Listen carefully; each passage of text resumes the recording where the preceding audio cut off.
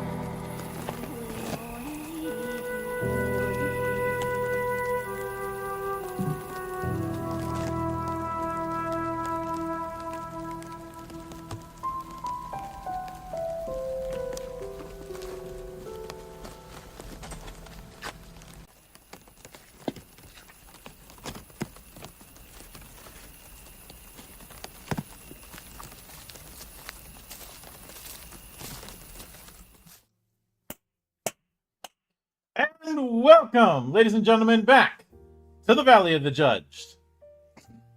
I am your one and only gaming monk, better known as Mildra, and with me, I have two of my good brothers and sisters.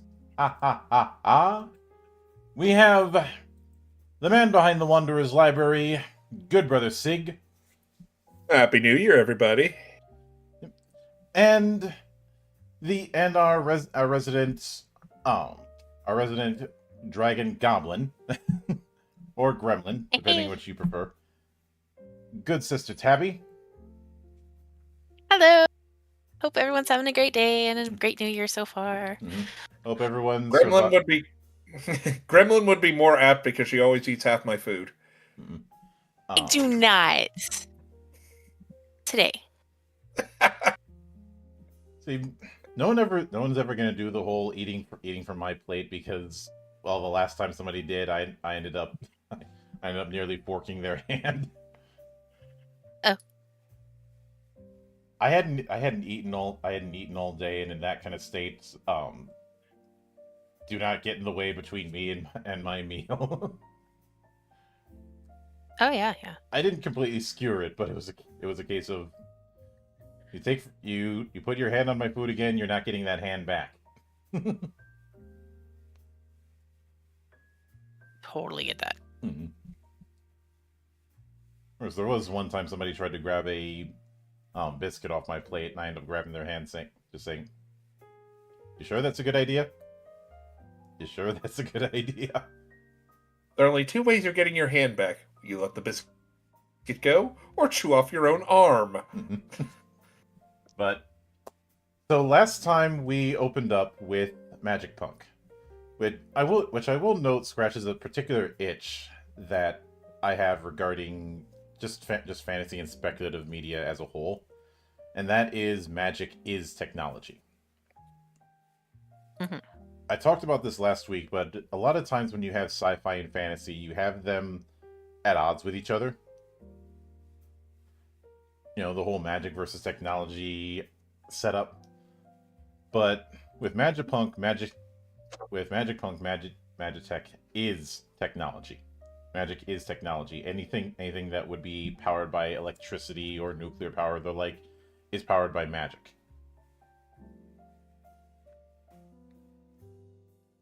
And that is something I will certainly enjoy. But for this one, we have 3 aspects that we're going to be tackling.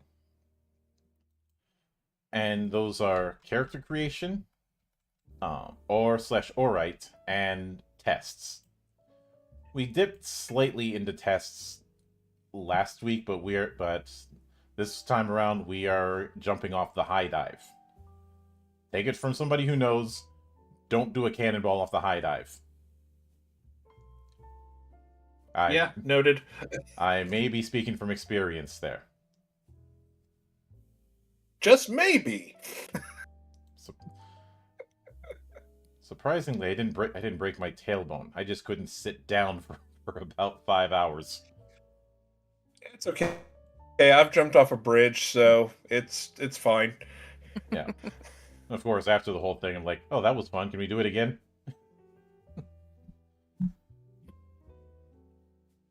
I mean, at least I didn't belly flop. I'm pretty sure if I did, I would have broke something. Ow. Yeah, no. But anyway, character creation. So, as mentioned, the PCs are mavericks who are struggling against the magicratic society that is within Malkuth. This is something we talked about last week. Some people have gotten triggered over the fact that you can't do the whole morally gray thing with this setting like you could with other cyberpunk work, but that's a matter I've discussed previously. So we have 3 methods of character creation. First method is quick build. You take a sample character, you build your name and origin, done. This is what's recommended for newcomers. Package build, you select preset packages of character options, which takes about an hour. This is for those who are not familiar with MagicPunk but want to customize their options. And then there's Scratch Build. I've seen this in other games and seen it called Full Scratch, i.e. you're building it from scratch. This is where you handpick every bit of the PC from the ground up. If you have time to create your character in advance or extra time on the day in session, this is the method for you. And I will note this idea of picking a pre-gen or going full scratch is a pretty common thing I've seen in a lot of Japanese tabletop. The package build, I guess you could call that the semi-automatic approach, where it's more about picking different packages. It is the vibe I get. I may end up changing my tune on that as we go on.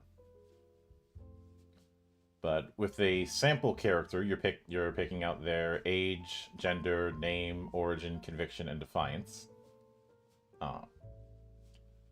With the name, there is a name combo table, which certainly helps when you're trying to come up with a name that fits the setting, as well as a nicknames table.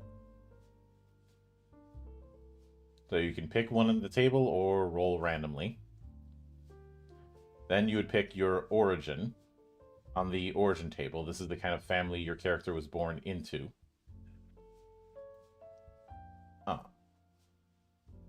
Then the conviction, which is something you strongly believe is right. Mavericks tend to hold on to their convictions more dearly than most, giving them priority over the norms of society. Then their defiance, which is what you despise about society and the world around them. And after that, we have a nice little breakdown of the character sheet. So, personal details, stats and substats, the way lifestyle works, the damage tracks, your skills, your items, your spells. And an example of what that kind of thing looks like when it's filled out. I am glad we are doing a 2-page setup, because I can only imagine the nightmare that this would give me if I had to do this 1 page.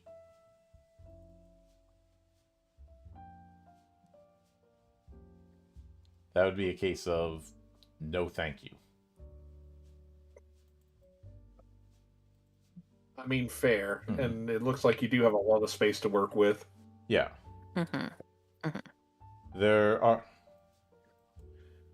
is also an additional page just for more spells or more items, as well as one for the garage. And I know that there's a spreadsheet version of the sheet that was community made.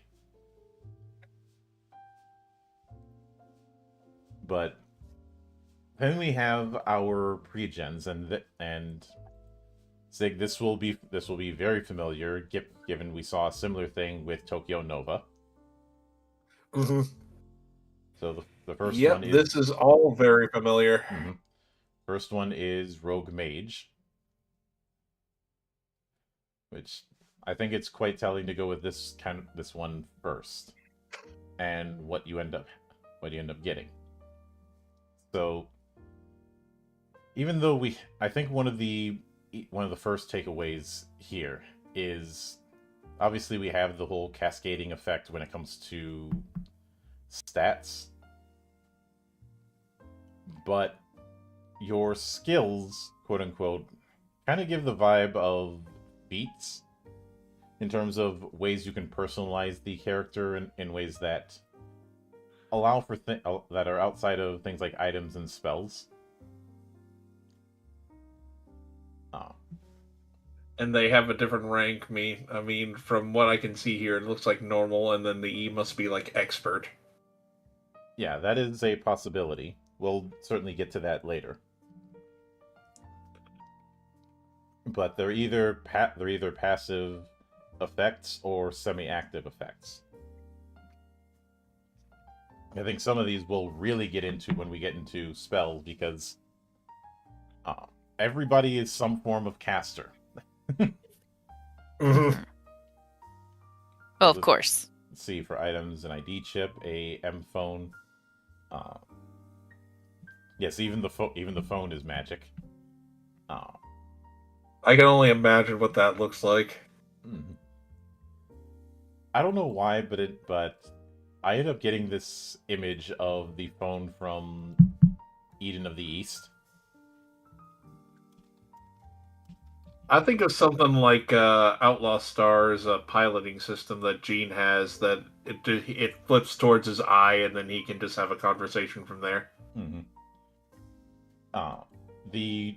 I'm specifically referring to the Noblesse phone, which someone did make a prop of. Someone did make a prop of, and I just really love this particular setup. And I will admit a bit of bias because it is a flip phone.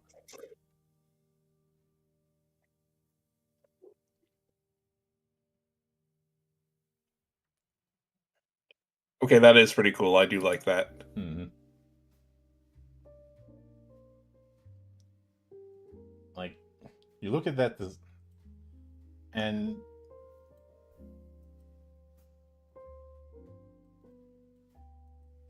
and to further go into it, this is what it looks like closed. You could easily see the circle being used for some sort of magic sigil or something like that. Oh. Mm-hmm. Sorry, I was like looking around and going, wait, where did things go? It reminds me of like I think Sig mentioned the Outlaw Star one, but it also reminds me of like I created one where it's like 2 bars, but whenever you open it up, it's just like this magical like keypad and screen and like just kind of this whole lots of magic, but like also reminds me of the Ripper, with the swirly blue thing. Mm-hmm. You gotta have the one with the swirly blue thing. Yep. I'm just saying. But we also have the fact that there's the 3 damage tracks. You have barrier, then you have armor, then you have HP. I could liken it to the layered damage you saw in, say, Mass Effect 2. Where you had your health, then you had your armor, and then you had a shield. Mhm. Most characters and enemies would just have health and armor. Some builds would have shield as well. Yeah, I remember that. Mm-hmm. And when it comes to the spell list we have here, we have I'm assuming the degree is the tier of spell. As far as as far as what cost is, we'll probably get to that. I think it's more about cost in terms of capacity of how many spells you have, not because I don't see a MP equivalent yet. And as you kind of mentioned with the feats, I'm looking at the spell practice feat. Looks like you can master up to 6th degree spells. Mm-hmm. I'm guessing if you don't have certain feats, you can only master spells up to a certain degree as a normal character. Normal. Yeah. I use that in the loosest sense. Mm-hmm. But what is actually, I think the cost might be related to the whole deck thing that we kind of hinted at last week, but we didn't go fully into. But the choice of spells is certainly interesting. We have Diagnosis, so learning health, Healing, Invigorate, which raises maximum and current HP, Force Arrow, so dealing force damage, Telekinesis, which is exactly what you think telekinesis is, and it can be used to move stuff around, or importantly, be used as a weapon throw attack. I don't know why that part isn't used as often when it comes to telekinesis spells in games. Yeah, you don't see that a whole lot. Like, you don't think somebody would pick up a rock nearby and throw it at someone? Yeah, I'm more of a I'll beat a motherfucker with another motherfucker type person. Mm-hmm. They then enchant force, so attacks deal more force damage. Force barrier, so gaining a barrier. I do like that you can't abuse it because it says after casting, the spell cannot be cast again for 10 minutes. And force explosion, which is probably the closest to fireball in this spell list. Oh, it can target an area. Mm-hmm. I was looking at, oh god, imagine placing that in like a random spot. Even though I'm not sure if that's how it works, but just imagine instead of targeting of like a person directly, you target like the area beneath them. Mm-hmm. Oh yeah. Well, that's just making a magic landmine. Pretty much. Which, given the whole thing I used to do with claymores, I approve. Yes. Which, incidentally, when Battlefield 6 came out, a bunch of my friends started giving me side eyes when we had played some of the beta. Oh god. They're like, "Do not do that bullshit again." I'm like, They gave you the badge 502 look. Just no. because I was like, oh hey, look, a ladder, and everybody in the call said at the same time, no.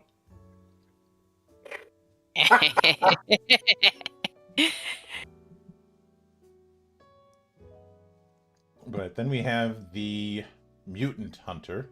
We did mention that there was a mutant problem outside the city. I like his fit. Oh. And it looks like he has a sword too, so I'm down. Yeah. And as far as this one has more items than spells. And it looks like his weapon of choice is a pyro blade.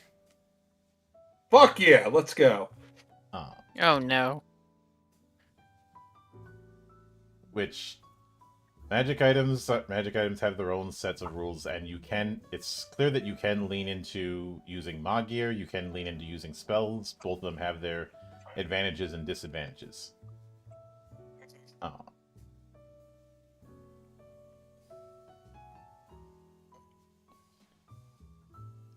And it looks like the Pyro Blade is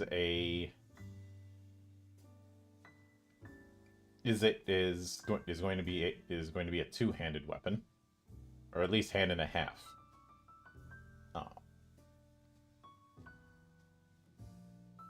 But this is a build that is clearly built for smashing things. Even one of its skills is smash. I mean, you're hunting mutants. You're going to need all the force you can get. Mm-hmm. But then we have the Private Eye. I most definitely like this fit. I'd like it too. Mm-hmm. That guy one-handing a shotgun. Yeah. One of his items is a solid shotgun, which is also a Magir.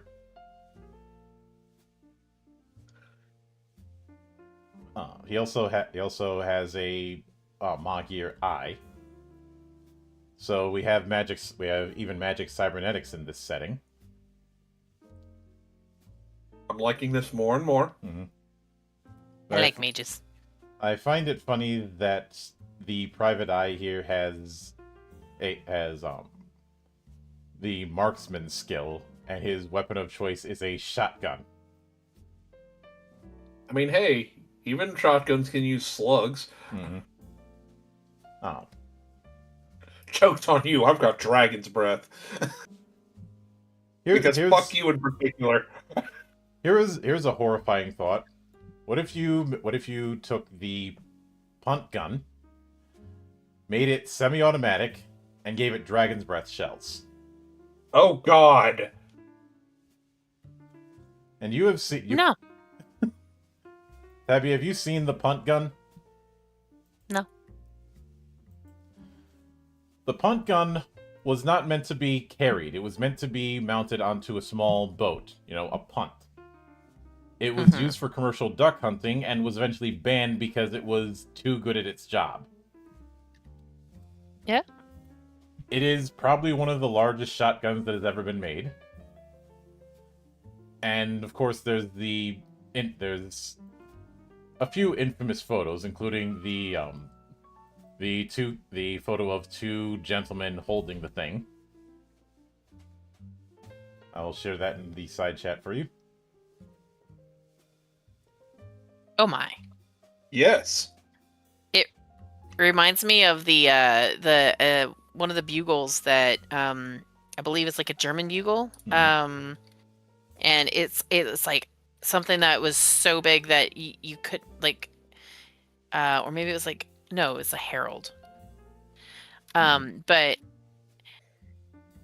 the thing is, the herald trumpet is so freaking big that it's like it should be two people. Like two people should be able to hold that thing. Mm-hmm.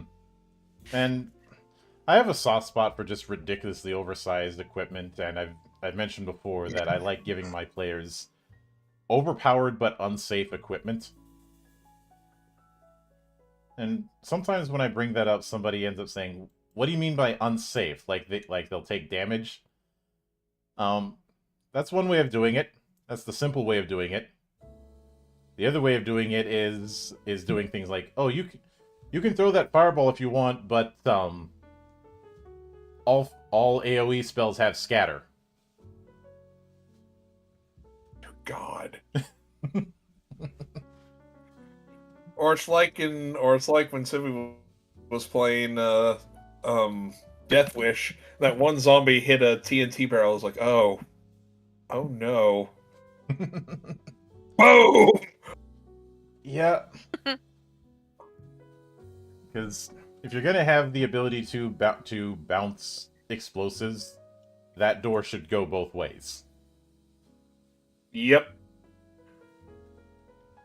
And I did Yeah, do you can blow a door apart, but damn, it's gonna get everywhere. yeah, and for a Shadowrun campaign once I did give a troll character a semi-automatic 4-bore.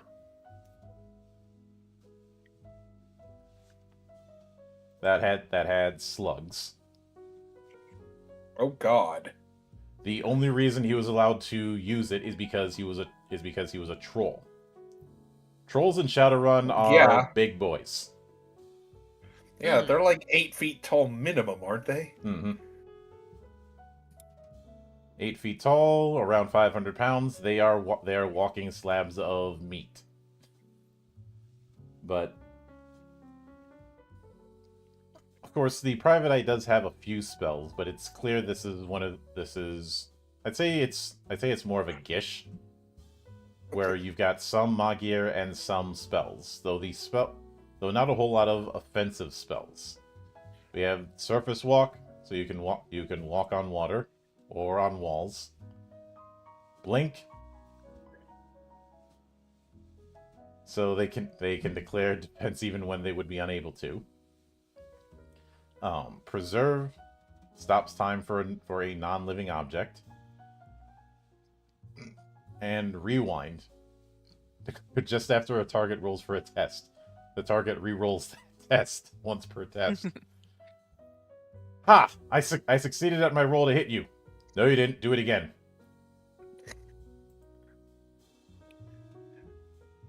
In this case, it's just like, ha! I succeeded. Bet you didn't. God damn it! Then we have the Spell Singer. Which is quite literal in this case. They are, I guess I'd say this, based on the description we have here, the Spell Singer is akin to a rocker boy in Cyberpunk. Rocker boy, rocker girl. Mm-hmm. Having spell song, a bit of diplomats, and the fact that spell song appears to be an alternate form of magic use. Basically, you can use the spell song option when casting a spell, and can mess with the effect there. We'll get to that when we get to Aur and Aurite.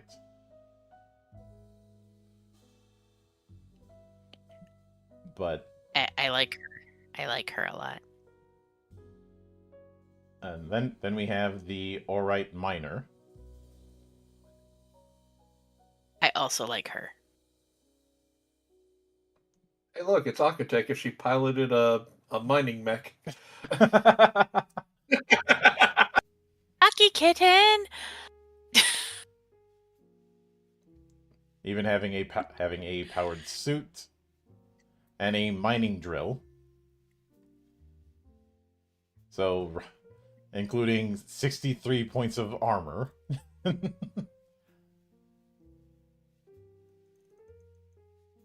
and having a much higher carry. So this is the person who's going to be hauling stuff back, which makes sense for a miner. Yeah, and you got the mech suit to carry all that extra stuff. Mm-hmm. But this is the case of it's the robot ride armor for Mega Man X. Yeah. If you're not rocking stone, you're not going home. Exactly. And then we have the Ore Mechanic. Mm-hmm. Who it looks like this is the engineer archetype. They don't have they have a few skills and items, and one ore bike.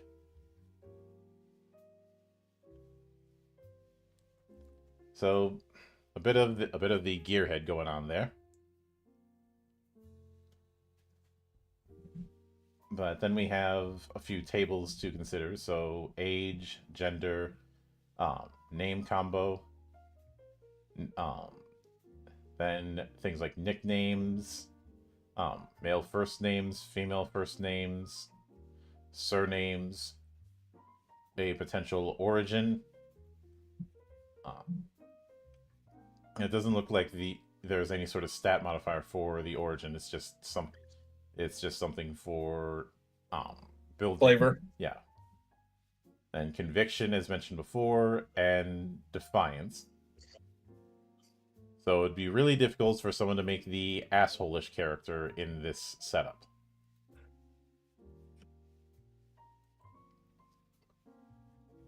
But that's the quick build, and it's exactly what it says on the tin. You pick a pregen, you fill out some of the background details, and you're done. That's a very pick up and play approach. Mm-hmm.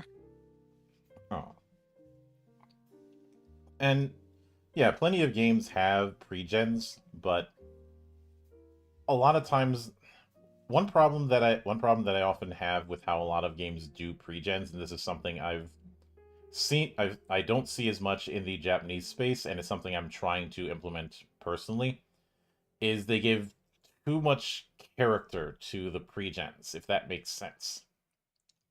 Mm-hmm.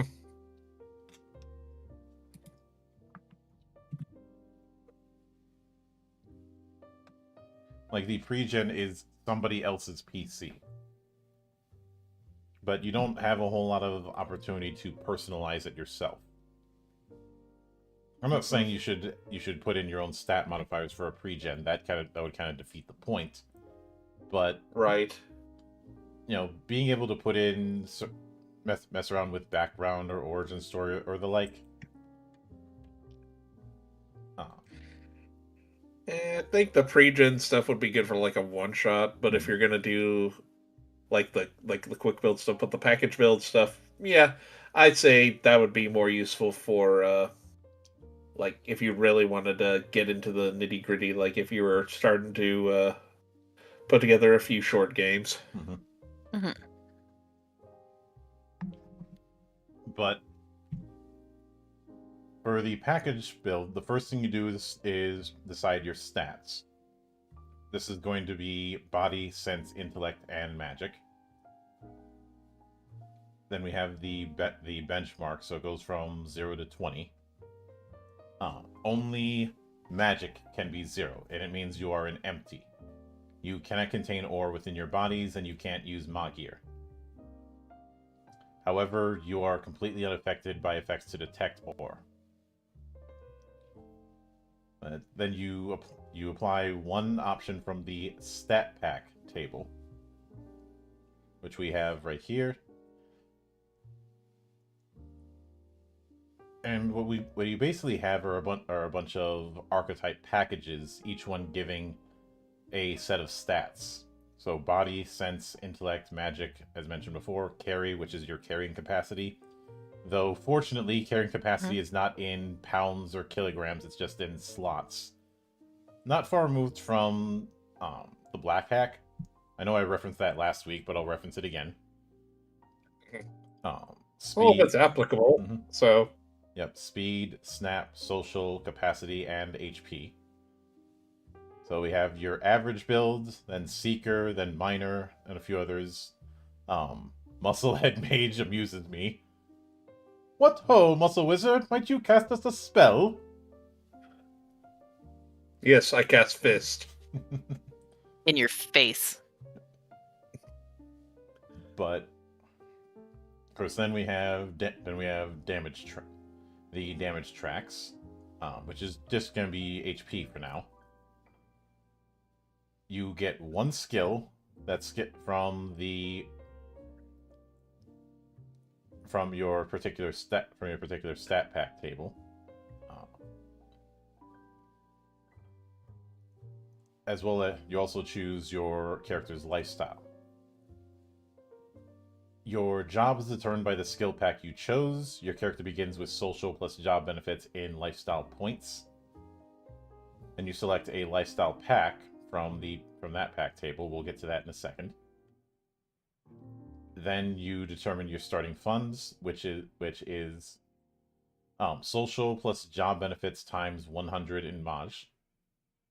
You can use this to purchase an item pack. I distinctly remember us seeing the item pack thing in Tokyo Nova. Yes. You can choose a item pack with a cost equal to or less than your starting funds. Spend that amount and gain all items in that pack.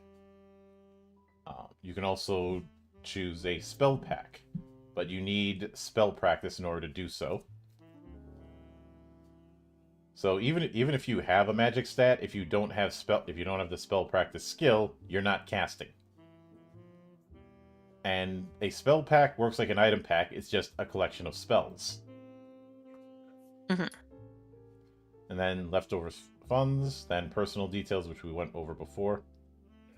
So with the 4 core stats, the minimum is 4, the initial max is 15, the upper limit is 20. Like 4 is minimum for a healthy human, 8 is average, 12 is above average, 16 is exceptional, 20 is pinnacle of living beings.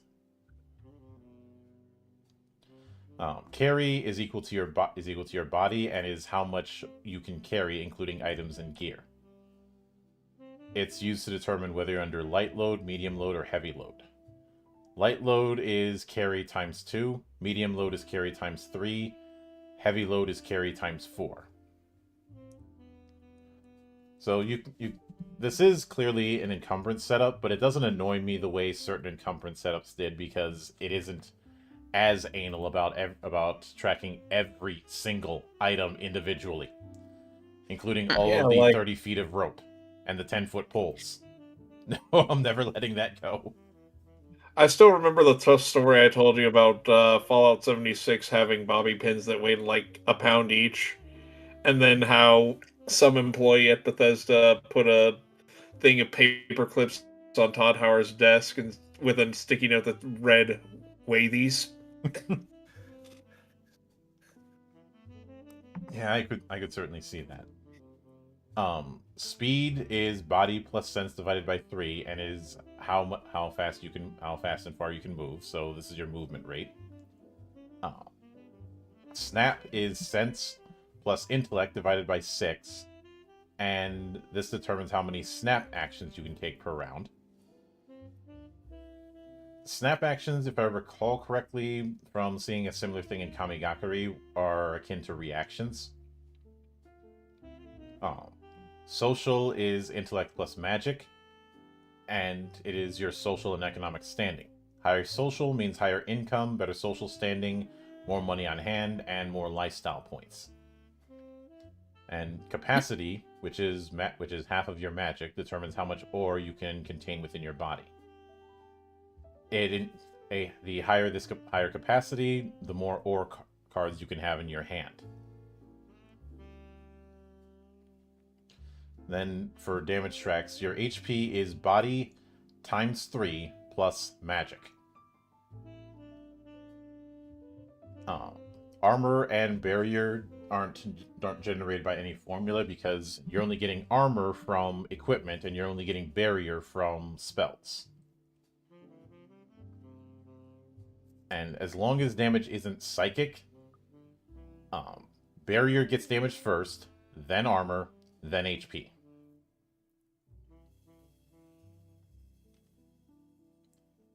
But then we have the skill packs table, which I mentioned before, and what I do like is that the pack isn't the exact same name, so you are encouraged to mix and match.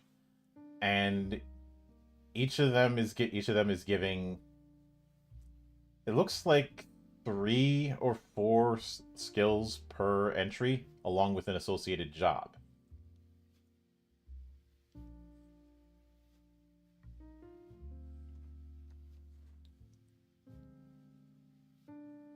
And again, the vibe that I get with these is skills are somewhat akin to feats in more litigious RPGs. The fact that you're getting 3 of them is interesting to me. That's a lot more generous than most games with a feat equivalent system can be, and I'm here for it. It's the same reason It's the same reason that in my game you're starting with 3 feats. I want people to be able to better personalize instead of thinking, okay, at this level I need to take this feat. At this level I need to take this feat to get what I actually want. No, fuck that. Yep. Right, you have a similar thing with the lifestyle packs, which determines your lifestyle points, what ward you're in. We talked about that a bit last week. The type of home you have, as well as the facilities and activities. Because yes, your home base has its own details put in and has its own sheet. There is a lifestyle sheet that covers effectively your safe house. Safe house, hideout, even if it's not a house per se.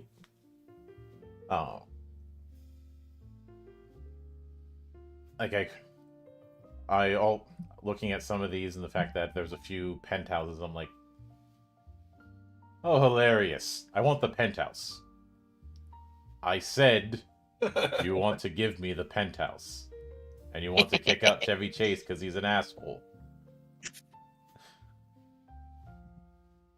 But then we have the item packs, which have seem to have a bit of a varied cost. But it's in that same vein of you spend it, you take up a certain amount of mod gear slots, and that is a starting package of items for you. Then there's the spell packs table, and we kind of saw this last week, but there is a lot of options when it comes to magic use. Mm-hmm. So no, and because of the way it's set up, any type of mage is going to have a variety of stuff. But it also means, I'd say with this kind of game, the whole martial magic line isn't as defined. which I'm perfectly fine with. I think it makes things more interesting when that line is a bit blurred, in a way that actually makes it work instead of just kit bashing it. Right. Mm-hmm. So honestly, if I was to run a full campaign of MagicPunk with some relative newcomers, I'd either have them do quick or package build. For the people I know who liked package build, I feel is a nice little middle ground. It kind of reminds me of the priority system that was introduced in Shadowrun 5th edition. Because the standard approach to character creation of here's 40 character points, go nuts, has its benefits and downsides.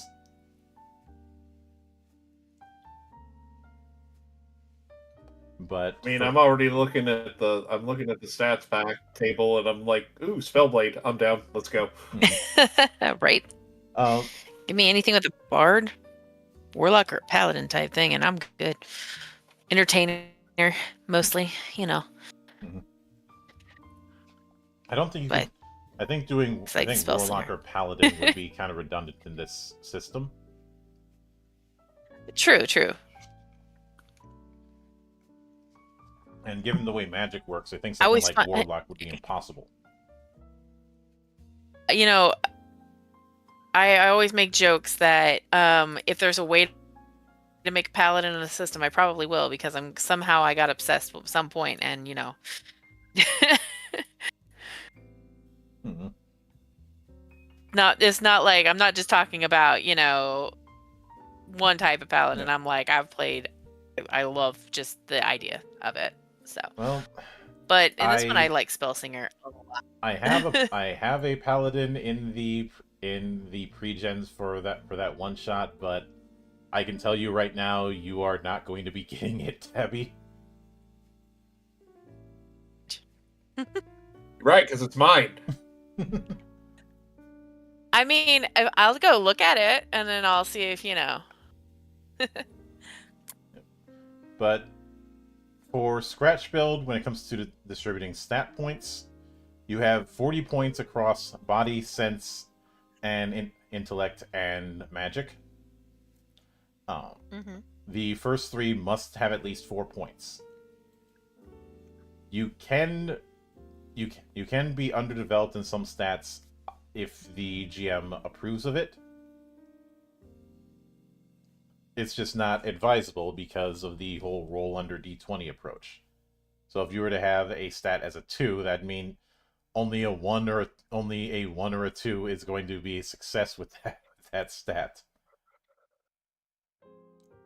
But damage tracks are still calculated as normal. When it comes to skills, you choose 5 skills to learn. You can take the same skill more than once. Each time you do, you increase its rank. Skills have 3 ranks, and this is where that whole lettering thing comes in. Novice, Expert, Master.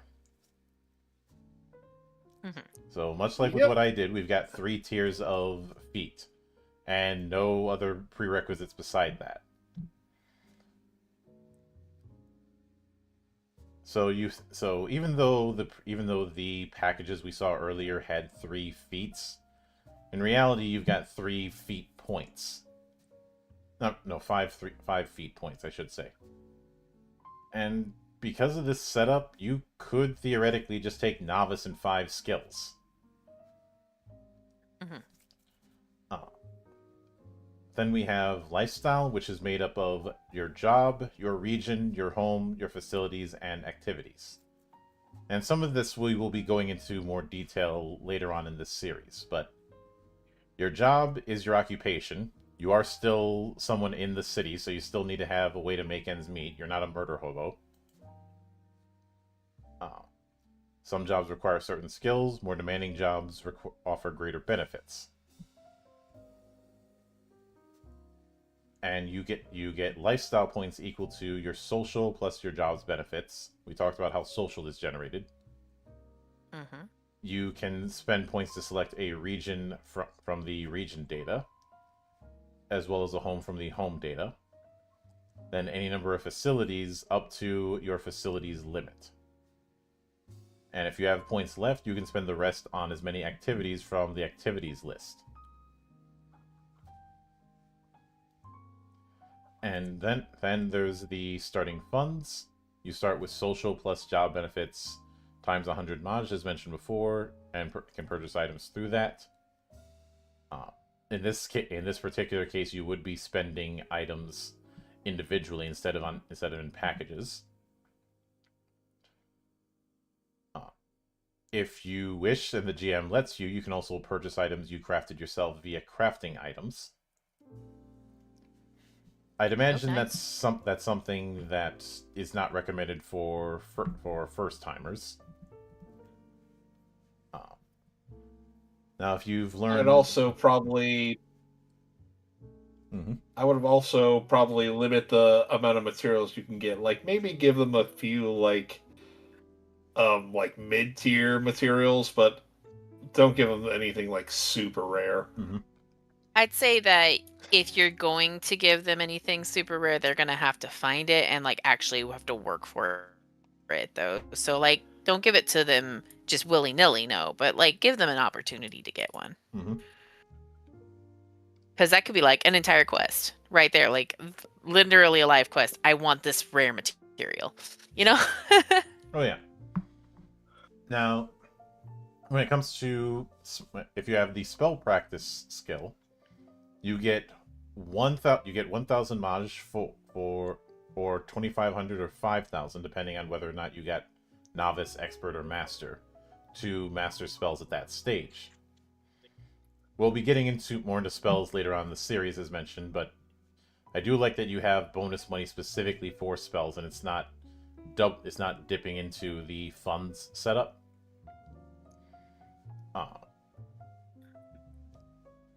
And of course, if you've got leftover from starting funds, you can add that in to purchase spells. But spells are grouped into 22 schools, each with spells from 1st degree to 9th degree. To learn higher degree spells in a school, you must first learn all of that school's lower degree spells in order.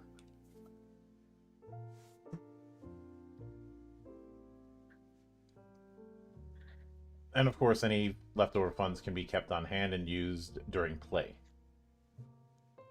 I do like this little sidebar about build techniques for tips when it comes to character creation in full scratch. Because a lot of times when full freeform character creation is done, it is a case of swim, damn it. You know, you get a certain amount of points and you're just told, figure it out. And I'm not saying that people need hand-holding on it, but I also think the opposite of hand-holding isn't ideal either. What I often call hand-braking. Incidentally, hand-braking is the reason why I have a very love-hate relationship with so many adventure games. Looking at you, King's Quest.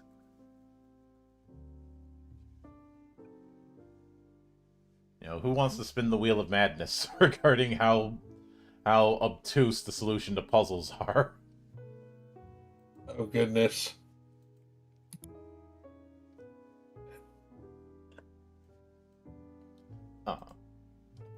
Yeah, I'm already crazy enough. But then we have tests, and this is where we're going to get into the core mechanic. So anytime you're doing any sort of chance or something where you might fail, you're going to be rolling a test. The GM will tell the player what stat is used. If the single stat is used, they will call for like a body test, a sense test, a magic test, so on. You are rolling 1d20. Sometimes you might roll more die, but as a general rule, you're only rolling 1d20. The circumstance might add or decrease die, but it's always a minimum of 1. After the number of die is set, you roll that many d20s. After you roll, you pick one result from the die rolled. If you end up with 0 die, you instead roll 2 die, and then if either die shows a 1, you pick the 1. If either die shows a result higher than your stat, you have to choose that result. If both die are equal to or less than your stat, you must choose the lower result. So this is a roll low d20 system.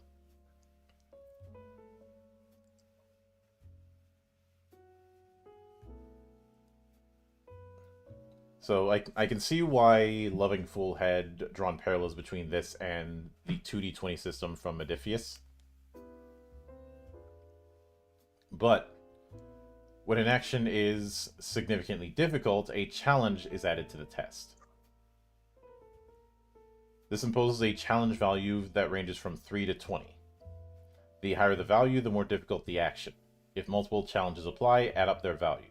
And for a test with challenge, you have to roll a result equal to or higher than challenge value to succeed, even if it's less than your stat. Which is an interesting way to do test difficulty. So for the example that's given here, a body test challenge 3, this means you have to roll under your body stat, but you have to roll over 3.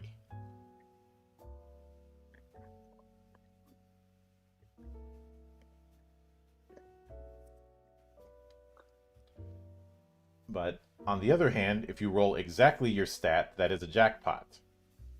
If that happens, you automatically succeed. If you roll a 1, that's a bad beat, where you automatically fail. Interesting that that's on a 1 and not a 20. Now, if an effect gives you auto pass, you succeed without rolling any dice. If you need to reference a die result and no other instructions are given, treat it as the test stat divided by 2. And of course, you do have support, so to do the help action if you want. When that is done, both the main actor and the supporter roll their particular die and select one result among all the die rolled. But when you want to do an opposed thing, that's referred to as a showdown. It's a hell of a name for it. Why am I suddenly reminded of my run with playing Outlaws?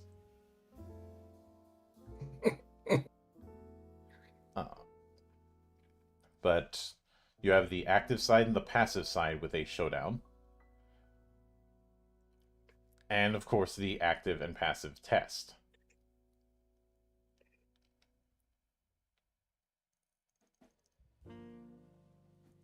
Which, when it comes to figuring, both of them roll tests respectively. When it comes to figuring out the outcome, you not only have to pass, but you also have to roll higher than the opposing side. So if the active test result is higher than the passive test, active side wins. If it's vice versa, the passive side wins. If it's tied, the passive side also wins.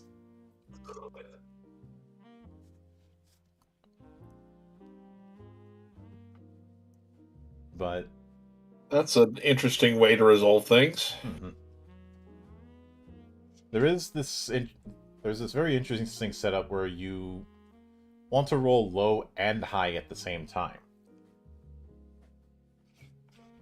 Not in the same way as, say, Fading Suns, but certainly in an interesting way.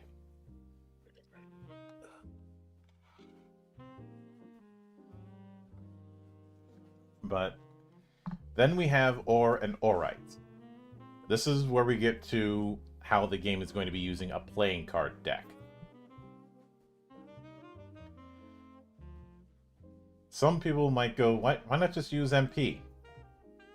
Well, because why not use a playing card deck? Why not add a little more extra risk to an already risky game? Mm-hmm. So, you need at least 2 decks of playing cards. Generally, only 2 decks are needed. If you have many players, or if it's clear 2 decks won't be enough, add more. The decks of cards are separated into Aur and Aurite cards.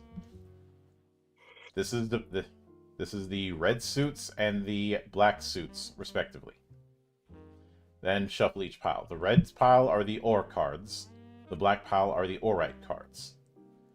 If either of them run out during play, reshuffle the discard and form a new draw pile. If there is no discard pile, then the draw pile will remain empty until cards are discarded. Now, the suit of the card is not important. Only the tally is used. When the rules refer to cards, they mean both ore cards and Aurite. The value of the card's tally is as follows. 2 to 10, valued at their number. Jack, King, and Queen, all 10s. If it's a face card, it's a 10. Aces are 11, so we have aces high. No, Iron Maiden, sit down. We're not talking about you. A Joker is valued at 20. And it also notes some spells require face cards, aces, or jokers as their cost. I'm going to assume that any spell that requires a joker as their cost is very, very powerful.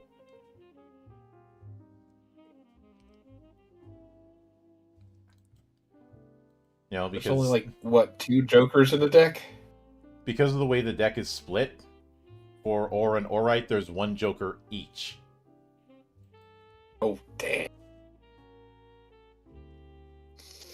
So, ore cards represent ambient ore that's focused and is stored in the body. This is used as the power source for spells, but some Magier effects may also require it. So at the start of a scenario, you draw a number of ore cards equal to your capacity, minus any used Magier slots. This is the maximum number of cards you can hold in your hand. If, during the scenario, your hand exceeds this maximum, choose which ore cards to discard until you are within the limit. Concentrating your will to draw ore into your body is called focusing. When you focus ore, you must spend 1 hour and cannot take other actions during this time. Afterward, draw a number of ore cards equal to your capacity minus used Magier slots. If this would put you over, choose which ones to discard. So focusing is one way that you can recover ore. Now, with using spells in Magier, you can activate the effects by spending ore cards from your hand. Any that are used this way are placed in the discard pile. Now, Aurite represents the crystallized form of ore. These can be used for a power source for spells or Magier, and can also be exchanged for cash. When the scenario ends, record any remaining Aurite as items in your inventory. From then on, handle the Aurite as items, rather than with Aurite cards. The main ways to gain Aurite during a scenario are harvesting it from mutants or mining it from an Aurite mine. The Aurite taken from a mutant are the Aurite cards drawn according to the effect of Aurite Core. When mining Aurite in a mine, draw the specified number of Aurite cards as instructed at that time. But didn't we see that Aurite is also kind of poisonous? Oh. Or am I thinking of something else? I think you might be thinking of something else. Yeah, I wonder where I got that. Oh. I don't know. I'll find out later. You might be you might be thinking of Mako from, i.e., Mako poisoning. Maybe. But I have been on a Final Fantasy kick lately. Mm-hmm. Aurite is a general term for crystallized ore, classified into 4 types, based on size and purity. Shards are low purity crystallized ore, tend to glow with a sky blue color. Crystals are high purity, and they usually take the form of hexagonal prisms. Orbs are ore crystals condensed into a small sphere about the size of a fingertip. And an ore globe is an ore orb that's absorbed even more ore, growing to the size of a palm. These are the highest quality samples discovered. Most Aurite is small enough to fit in your hand and can be carried like other items. Each piece of Aurite has a weight of 1. Aurite that is rated in hand can be used. You can activate the effects of spells or Magir by spending Aurite cards from your hand. Spent Aurite cards go into your discard pile. And you can also, as mentioned before, you can exchange it for Maj at a or bank in a sanctuary. But since Aurite is a valuable resource, it is not available for sale. So a shard is equal to a numbered card and is the tally times 10 in terms of its exchange rate. A face card is an ore crystal, and that is worth 200. An orb is an ace, and that's worth 1,000. A joker is a globe, and that's worth 5,000. Mm-hmm. And then we have generating Aurites.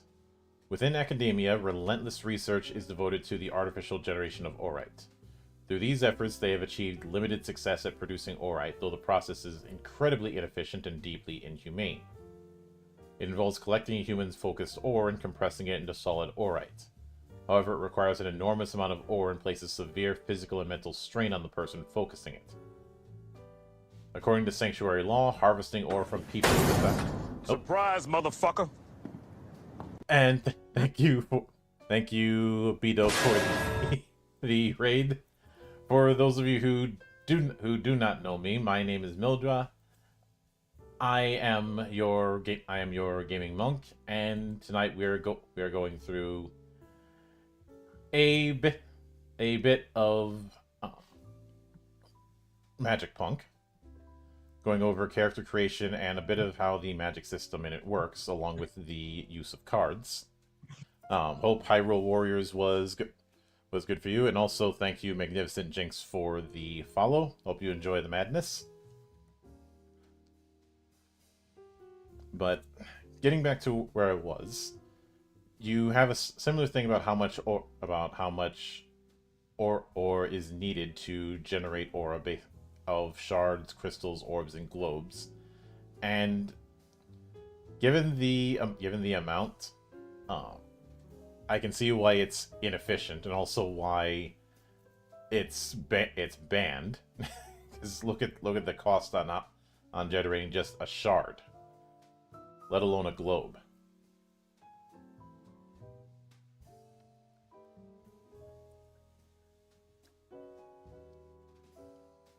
But and let me see where I had it set up as the cut off, just to make sure I don't accidentally go over like I did a few months back.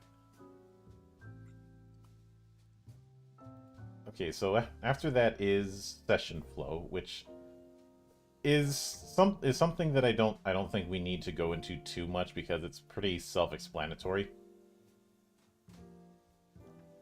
What I will note with it is character rank, and this is tied to playing with PCs of different strengths. As long as the scenario rank set in the scenario's regulations stays between plus or minus 1, it won't cause problems. If you wish to run a game with PCs showing greater strength gaps, mixing them in is more than possible. As well as when everyone's PC is ready, you calculate the character rank representing each character's strength, as well as the team rank. So team rank is the average of the PC's ranks. And Canvas asked, is that just a cast? Not exactly. You cast through a playing card deck, essentially. But I like that, though. If the group consists of freshly made PCs, the team rank will be 5.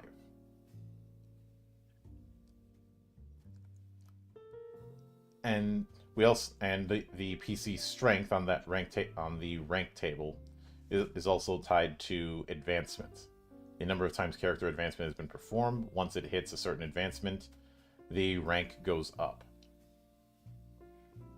I guess you could say rank is akin to level, but I get more of a vibe of, say, insight rank from Legend of the Five Rings than the traditional character level, or possibly the tier setup in the Cipher system. You know, it's a more broad setup. It's not necessarily a linear level.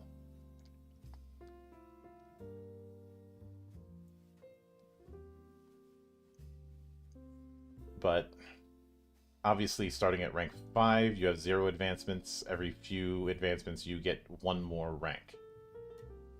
It seems to be on a rule of 4, and your rank determines estimated bonus funds. And it seems to be 5,000 for every rank above 5th.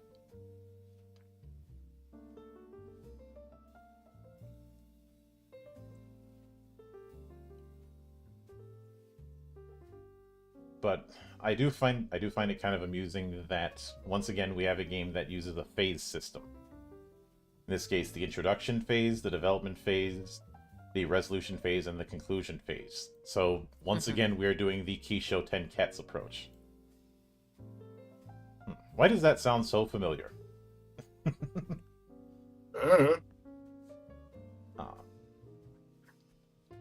But there's also if you take jobs during a scenario, it's called Biz, which has an objective, reward, and terms. This kind of reminds me of the goal, stakes, and urgency concept when it comes to writing plot. And how to write an effective plot, you need all 3 of them.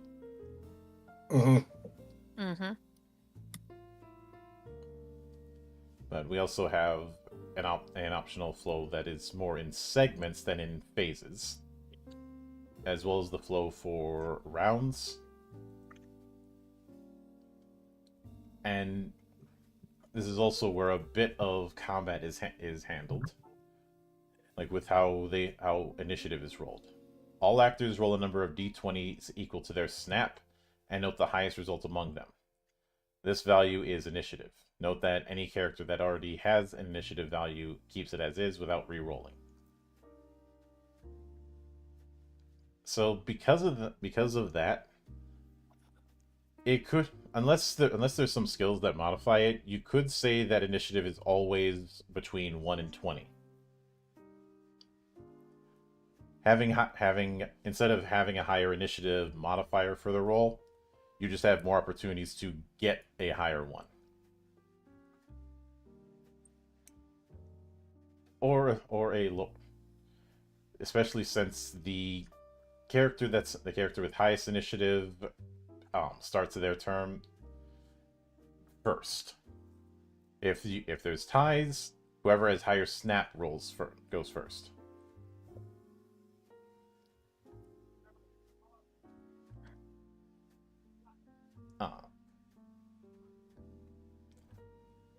And we also have leisure time. So this is the downtime rules.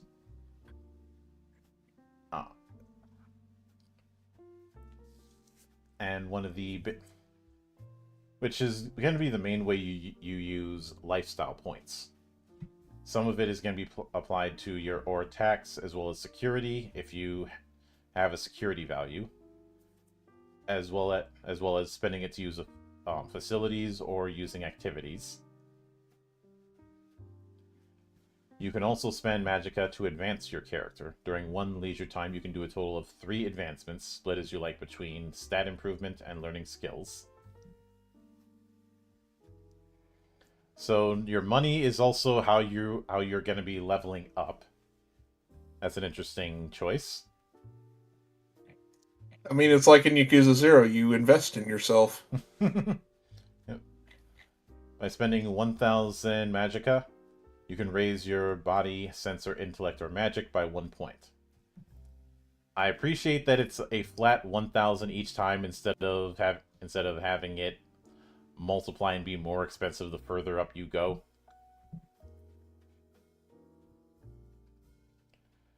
However, there is a catch. Each stat can only be raised up to 5 points above its initial value at character creation. So if your starting body was 10, it can only go up to 15. You can also spend 1,000 magicka to learn a new skill or raise a skill you already have by 1 rank. Of course, obviously, you can spend magicka to buy or sell items. If you've got a workshop in your home, as well as someone with the craftsmanship skill, you can craft or disassemble items. You can also spend magicka to master new spells, but you have to master each school's spells in order, starting with 1st degree.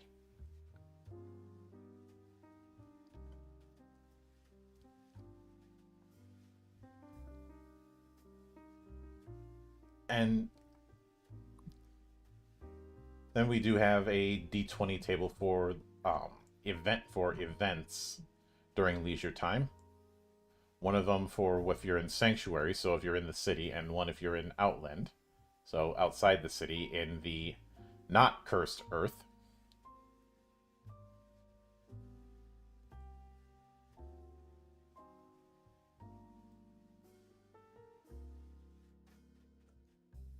But okay. When it comes to combat, I do see that we have a map mode and a simple mode. I guess you could say this is akin to the simplified and standard setups for combat.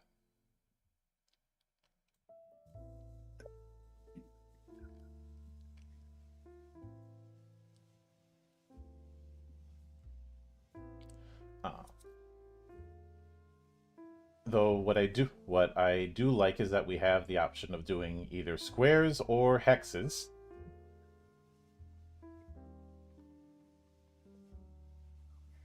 Personally, I think hexes are underrated when it comes to grid combat. And as an aside, would it not be the ultimate troll move if I made a rule set that allows for grid combat, but it only does hexes instead of squares?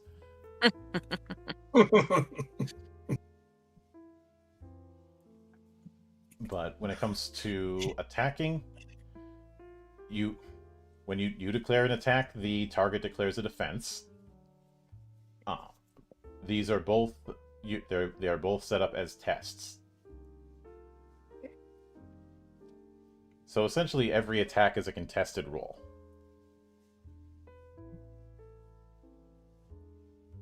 Which also means there isn't as much of a surefire thing when it comes to attacking.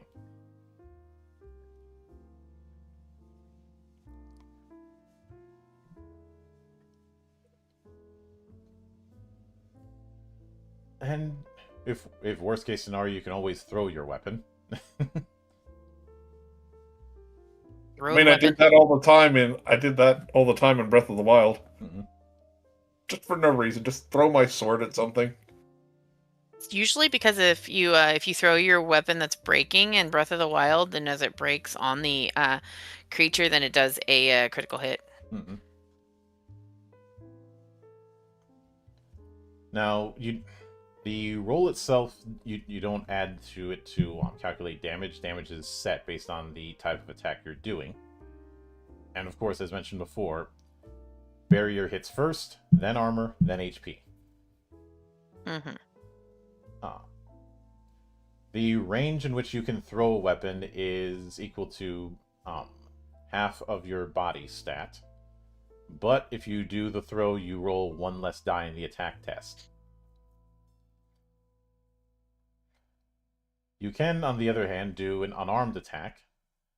It is always considered melee, and does half of your body points of impact damage. You could also shove, which, if you win that kind of attack, you can forcibly move the target up to body divided by 5 spaces away from you. And, of course, we've got the good old grapple. Which is, grapple is a contested body test.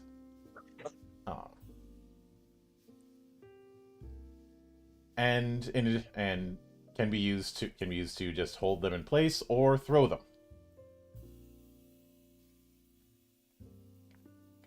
Of course, when you throw them, you do knock them prone, obviously. You can only target characters for throw that are not riding vehicles, that are of the same size or smaller, and not already prone.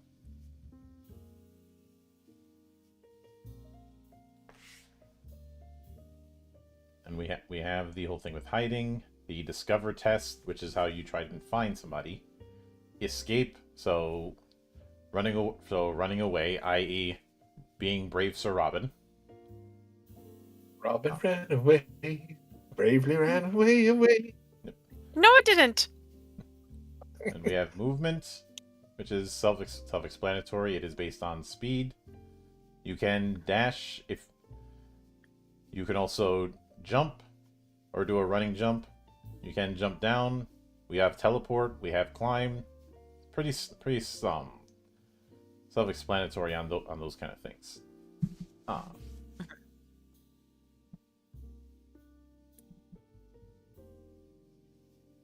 And when it comes to damages, we do have a few damage types to consider. So we have heat, chem, slash, pierce, impact, psi, elect, force, and cold. The one that's special here is psi, because as mentioned, that goes right through armor and barrier. But it does not affect objects or golems.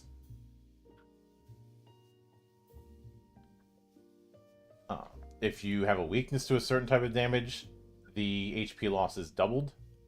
If you have resistance, it's halved. If it's immunity, you don't take any damage.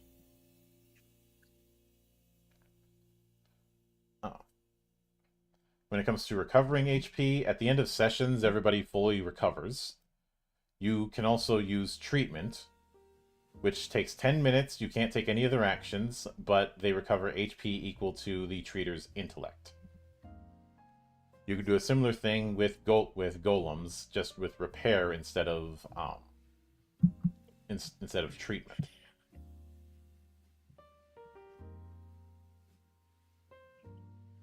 And it can be used on a repairable object or a golem character. I already mentioned how armor works. Armor can be restored by doing repair. Barrier can't be repaired. If you want to repair barrier, you'd have to cast a spell that gave you barrier, and it would just reset.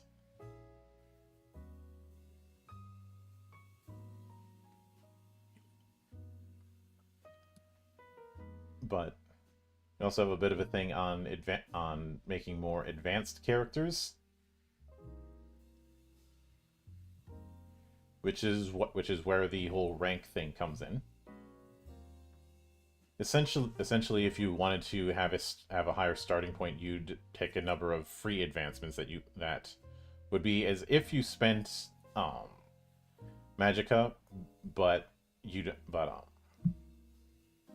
actually no, I take that back. I misread. You're getting bonus Magicka to do those advancements, which is why there's the whole extra funds thing, and also the maximum stat setup.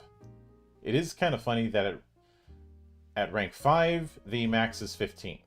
At 6, it's 19, and every rank after that, it's 20.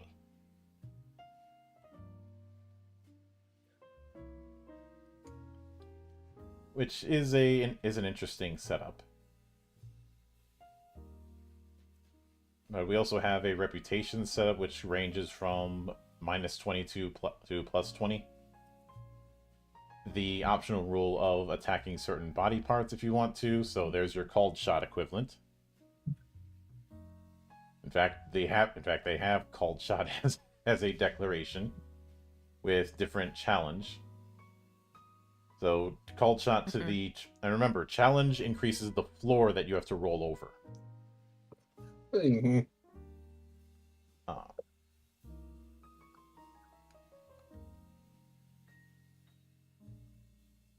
As well as environment, but that more or less covers the remaining part of the player section. I know I jumped around a bit, but a lot of it is way in the minutia kind of things. But so far, what did you guys think of character creation and the core mechanics, especially the whole Aurite thing? I like it. I think it's really, interesting. I really want to play a Spellblade,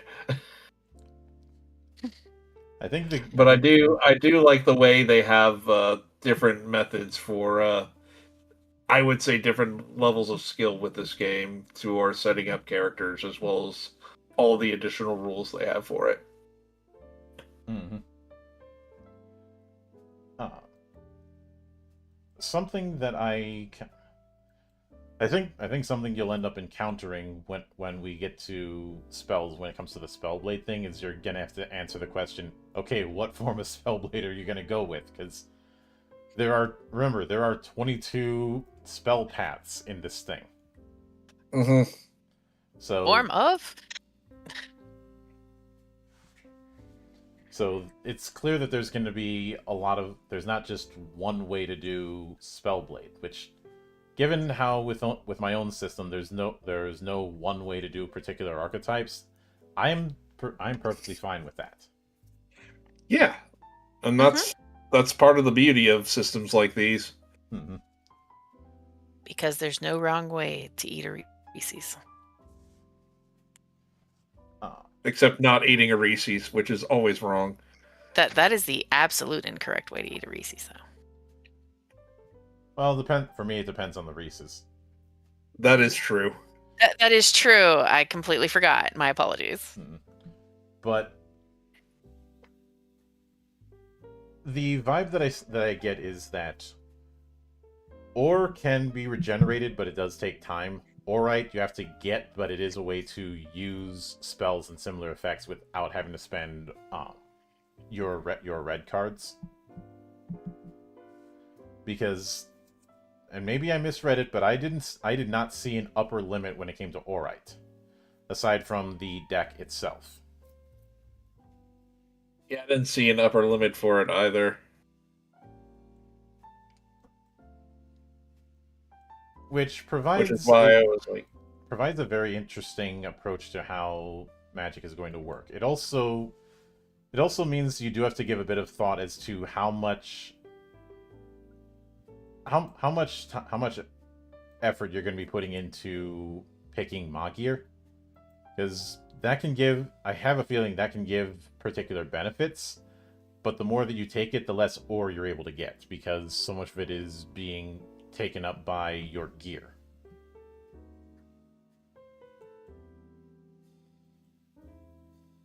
In that regard, in a roundabout way, I'm kind of reminded of the Xbox Shadowrun.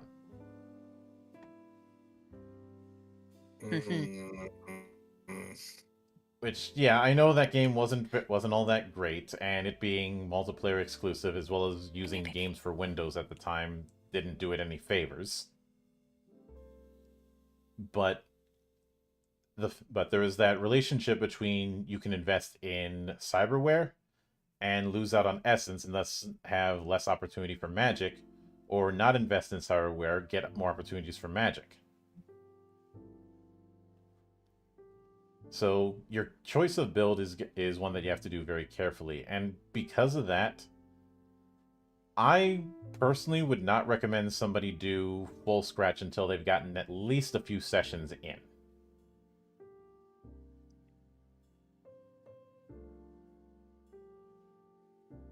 If anything, I'd say they should do quick build for their first session, and then maybe the package setup for subsequent ones. Yeah. I do also like the whole leisure time setup. I always like downtime mechanics. I mean that was a big reason why I put that in Legend Edition personally. And from everything that I've seen, it does appear that the only kind of die you're going to be rolling is D20. I know some may look at that and go, this is just piggybacking on the world's most litigious role-playing game. I've already addressed that, but I know 2D20 was brought up, but I get far more of a vibe. There's two games that I get more of a vibe for when it comes to how this is handling the D20. One of them is Zen Never Dies, which is more about rolling a specific range of results, rather than aim high or aim low. The other, of course, is Fading Suns, which is an aim low, but you also don't want to aim for the lowest possible. Hence why I've called that system D20 Blackjack. Mhm. And this also means that there's a degree of risk. There's a degree of risk reward with how you build your character and how you expand. And unlike some games that have advancement and money as the same thing, I think in this one it makes sense because remember, even coinage is magic. Yep. See, I like Don't you? that. That's Yeah, I was what about I to say, like. don't you store like R and Aurite in coins? Yes, you have a coin that you use kind of like a credit stick in some cyberpunk games.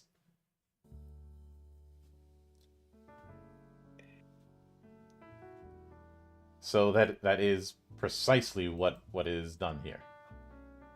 But next time around, we will be getting into some of the stuff in the data section.